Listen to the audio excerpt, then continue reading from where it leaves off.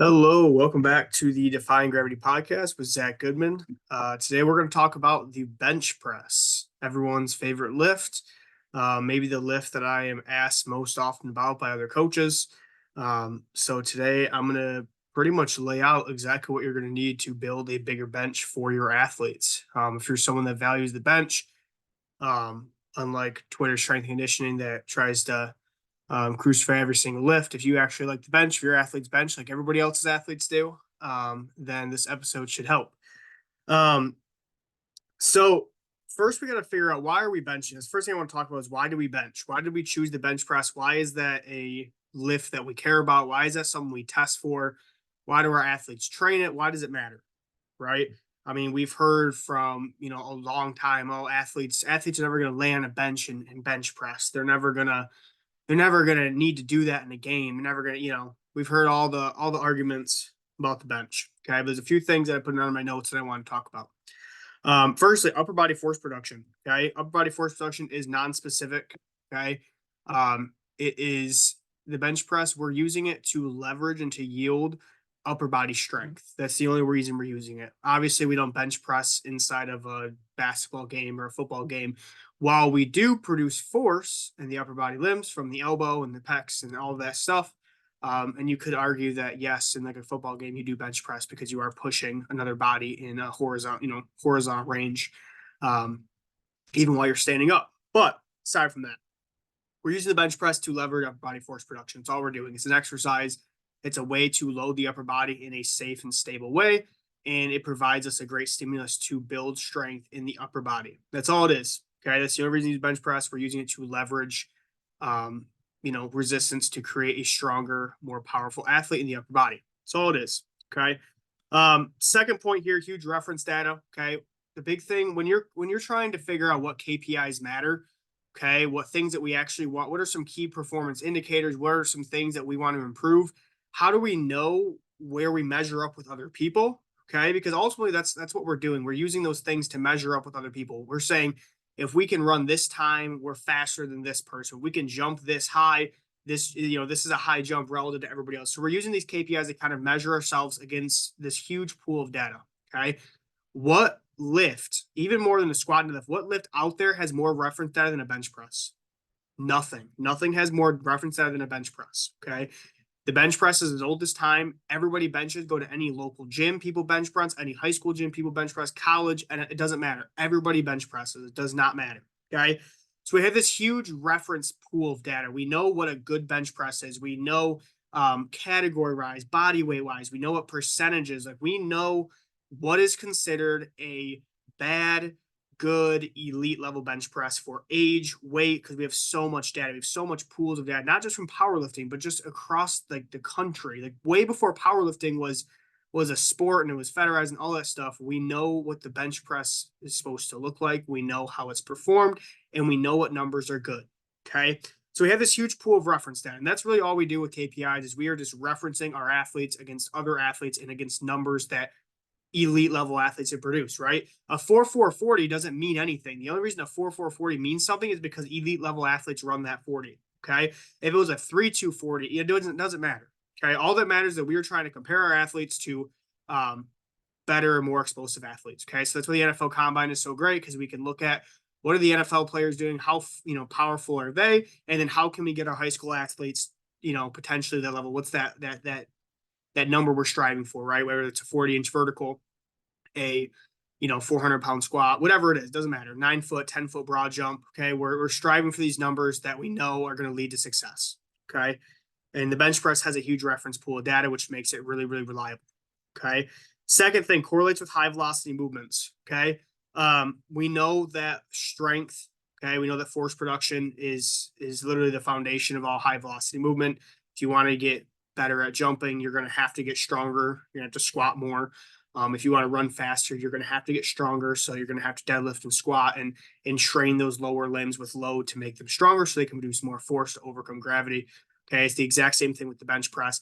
If you are in a sport that throws things, if you're in a sport that swings things, if you're a sport that does any sort of manipulation with objects, okay, you'll start to realize how important it is to be able to produce force in our upper body. Okay, again, from the elbow to our pecs. Okay, even to our back and our scapulas and things like that. All these little muscles that are coming together to produce force and to manipulate objects. Okay, from my own personal experience, as especially when it comes to baseball players, and I'll probably make a podcast about baseball and how we train those athletes. But from what I've seen with baseball players, the bigger their bench gets, the faster their swing speeds, the better their throwing motion, or the faster they're throwing, their velos and things like that. Okay. I'm not the only one that have seen these correlations, and there's actually studies that are peer reviewed and all that are out there. And it makes sense because ultimately all the bench presses, we're loading extension, right? We're loading arm extension. And so when you throw a ball, you're extending. When you're pushing off something, you're extending. When you are, throwing a med ball, you're extending. So we're producing force in this sort of extension motion. And so again, it translates really, really well to high velocity movements. I've seen it time and time again. My athletes that bench more, swing harder, throw further, throw faster. Okay. And this can go for any sport. It can go for shot put, anything. Okay. But from what I've seen, I know that something I've heard before, and I really do believe this. And someone that knows a lot about like track and field and shot put and things like that. Waffle Iron Jim. He's a really smart guy, but I read this thing from Joe Kovacs, and he said, I think it was on a podcast, and he said in order to be an Olympic level thrower, you pretty much have to bench at least 500. That's like the minimum. If you don't bench at least 500, you're not going to be able to keep up with those higher level guys. And he didn't even mention the squat or deadlift. We know that Joe Kovacs is, squatted like 800 or 900 for reps. Like we know, throwers are extremely strong. Okay. They have to be really strong to throw that object the distances they do. But that was one of the biggest things for him is like, you have to have a big bench press. Like as bro as it sounds, you have to be able to produce enough upper body force. That's all it is. Okay. We have to have a big bench. And emotionally, some coaches, weak coaches don't like the bench press. Weak coaches that are trying to sell you throwing programs don't like the bench press, say make you get hurt. Not true. Never had an athlete get from a bench press. Only have seen great results. And again, it's just coming from, again, large pools of data across the country, not just myself. And then lastly, safe and convenient. This is a big thing. If you're a high school strength coach and you listen to this, or you're any strength coach anywhere, okay, look in your weight room. How many benches do you have? You have a ton of benches, right? Again, this is a popularized exercise. It's very convenient to do. So you don't have to buy specialty equipment. You don't got to buy expensive things. All you have to do is have a bench press and a rack and a barbell. So this is stuff that everybody can do. And obviously variations of that. But again, it's a safe exercise. Never had an athlete get hurt. And I've had great results with it. And it's very convenient because every single weight room in the entire country has benches. Okay. That's just a given. If you're a high school strength coach, any sort of strength coach, you're going to see benches. If you walk into a weight room, there's no benches in there, you might be in some trouble. The only places that I can imagine that don't have real like strength equipment are going to be people that are trying to sell you like movement programs and bullshit. But aside from that, so how do we build it? How do we build this bench press? Okay. Again, I'm going to go through some things that I do that I think are important, and hopefully you gain some things from this. Okay. First thing, you got to bench at least twice a week, upwards of 3 days a week. Okay. You have to bench at least twice a week. If you're benching under twice a week, with younger athletes, they're going to have a really hard time getting stronger at the bench. Even as we see like elite level benchers, they're benching, unless you're Julius Maddox and literally are benching 800 some pounds. They're generally benching twice a week, and even he benches twice a week. But with the younger athletes, okay, think about from your middle school to high school to college, they're weak. They're really weak. Okay. Even your strongest high school kid is weak. Okay. They're not even close to their potential. You have a high school kid that benches 315. That kid is still not even close to his potential. Okay. So they need frequency, and they're going to recover and bounce back really quickly because they're so young, and because they're not able to access and fatigue so many muscle fibers because their nervous systems are so immature. They need more frequency and they need more intensity. Okay. So the first thing is you need to be benching them at least twice a week.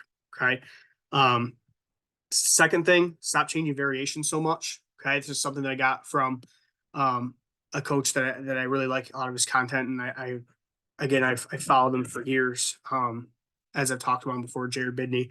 But when it comes to the bench press, I think that we get so caught up in like conventional powerlifting based programs for building the bench that we sometimes forget that these kids are really, really young and that they don't need so much variation. This is coming from a coach that's a conjugate coach. Your kids need a lot less variation than you think. And no, they're not going to get bored, because I have my athletes do a lot of the same things all the time. We get really strong. My kids don't get bored because their numbers keep going up. Okay. But something that I made, a change is, I know like the classic, conventional, like powerlifting program, like if you bench twice a week, it's usually like a flat bench day and an incline bench day, or a flat bench day, a close grip day. Like that's kind of the traditional way to set it up. I would argue that you wouldn't want to change that variation at all. You just want to have 2 flat bench days, or 2 close grip days, or 2 incline days. You just want to hit those back to back. I don't change the main lift. We're hitting the main lift every single day that we're doing that, and our supplemental lifts may change. But even those, I've started to pull back on variation as far as supplemental lifts go. So stop changing variation so much. Okay, keep things simple and progress, because these kids are super young and they're going to thrive off of less variation. Second thing, incline bench, or third thing, sorry, incline bench. By far the most important bench variation that you can possibly be doing with your athletes. If you want to build a big bench, the incline bench is extremely important. Okay, and again, you can change different things, pauses and angles and speeds and tension types and grips. You could change so many things. Okay. But the incline bench, just as basic as it is, we bench on a 2-pin incline. Okay. We have Sorinex benches, so we bench on the 2-pin. That's what I've seen is the most ideal angle, is that 2-pin. And again, that's pretty standard. I have a rogue bench in my garage. I have a weight room in my garage, so I put it on a 2-pin, and it's kind of the same angle. So that 2-pin is pretty much the best bench angle if you're trying to get a transfer. And obviously we do some high incline and things like that, but that 2-pin is our bread and butter. I had a coach ask me about that just recently. I've had a couple coaches ask me what we incline bench to, but it's that 2-pin. Okay. So incline bench, we hammer this as a supplemental lift. This is never a main lift. It's always a supplemental lift. So it's usually the second thing we do after we bench press. So we bench and then incline bench. Okay. We don't always incline bench. Like right now we are doing pause, no leg drive benches. Okay. So we're doing pause bench, no leg drive. Again, we're pretty varied in our supplemental accessory lifts, but our main lifts stay relatively the same. And again, those are cycled in 3-week waves. But the incline bench, super important development of the pec and the shoulder. Okay. When it comes to the raw bench, despite what many people say, you have to develop the pec and the shoulder. Okay. Again, many people say it's a tricep movement, and it is, but the pec and shoulder is equally as important. Okay. When you're raw benching, you have to balance, you have to develop things in balance. Even when you're multiply bench, you have to develop things in balance. I think that we've gotten to a point where we've downplayed the importance of the pec and the shoulder. And we've overplayed the tricep. And it's not that the tricep isn't important, because we do a ton of medial head, and I'll talk about that. The medial head tricep, that's the most important part. But in my opinion, if you're supplemental lifts, you have to drive volume on your pressing movement, because you want to build the pec and shoulder. I'm not saying do chest flies and dumbbell raises, things like that. I'm talking about doing enough pressing volume to strengthen the pec and shoulder. Okay. Super important if you're raw benching, and a lot of obviously a lot of kids are stronger than they are in their tricep, but again, you need to put mass and strength in that shoulder and pec. Okay. And so dumbbell benches, things like that can also help. We do a ton of those too. Again, we do get a good amount of pressing volume every session. Tricep builders. Okay. Medial head of the tricep. So that that part, this meaty part right around the bone, basically your elbow, you're just strengthening your elbow. Like I tell my kids, the medial head is your elbow extender. That's what you're extending with. That's when you lock out benches. You're training the elbow. And so tricep builders that we do a ton of rollbacks and tape presses in different skull crusher variations and things like that, along with all of our pressing work. So again, we'll go main lift, supplemental, and then triceps always the first isolation accessory we always do, because it's the most important. Okay. So after we hammer all that pressing volume, the first thing we got to hit is the triceps. Okay. Because usually we take care of our pec and shoulder volume just with pressing. Again, we don't do chest flies and stuff. That doesn't really help our bench. So medial head of the tricep. So again, things like rollbacks and jam press, skull crushers, any sort of extender that you are biasing the elbow, is going to be ideal. Even like push downs are not going to necessarily be great unless you had them done in a specific way, but like rope push downs and things like that, not really great, not really, training that elbow extender. You're going to need something a little bit more specific for that extension. Okay. Supportive work, lats, delts, etc. We do lats every session, upper back, traps, rear delts. We'll hit those things. Again, those are towards the back end of our session. But again, those are supportive muscle groups. Okay. The back, especially the back's getting trained every day. We get back work on our lower body days. We get back work on our upper body days. Okay. So I'm not especially like worried about prioritizing the back is like a first exercise in an upper body session because we're getting it so frequently. And that's a muscle group that, again, I think you should be training your back 4 days a week. Okay. It's something that I've been doing since I was like 11. Okay. It's something I've done forever. I've always trained my upper back and my lats. I really trained my back pretty much every session for every week for the last, what am I, 23? So 12 years or something like that. Okay. And again, it's super important to keep them healthy.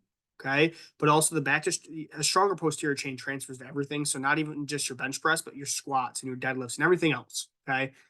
We do a ton of chin ups and things like that. Okay. We really do drive the chin up. That's like a big thing for me is to drive their chin ups up because it's a display of relative strength, obviously in back strength, but really relative strength. It's a great show of relative strength in the upper body. So I love doing those. So we do a lot of chin ups. Okay. Rep ranges, as far as accessory work goes, and I think I've said this, but like anywhere from like honestly even 1 to 20, like we max our chin ups, like we'll max accessories, we'll do triples and fours and fives for accessories all the way up to 20s and 30s. So again, any rep range it just depends on what you're trying to get out of them and like what is your prioritization, what are you trying to push. Because again, for the incline bench, I especially like fives and sixes. We do a ton of fives and sixes. Occasionally we touch the eights, but I usually say that stuff for the dumbbells. But we really like fives and sixes. I've went down to doubles and triples and fours and fives and all this stuff. But fives and sixes is probably where 75% of our incline bench training goes to, and then the other 25% is other ranges. But the fives and sixes are really, really good. Brief maximal tension related to the bench. Okay, we do brief maximal tension benching twice a week. Again, I'm a public, I'm a public high school strength coach. So obviously, would it be great to bench them 3 days a week? Yes, but I've also not really seen that much of a difference from benching 3 days a week to benching 2 days a week. You have better sessions. You get the 72 hours of rest. And you don't have to, it's a little bit more straightforward. Whereas if you're benching 3 days a week or squatting 3 days a week, you're going to have to be much more precise in how you wave kids. Whereas 2 days a week, you get a lot more wiggle room because they get some extra rest. But brief maximal tension is done twice a week on the bench press. Okay. Next thing, leg drive.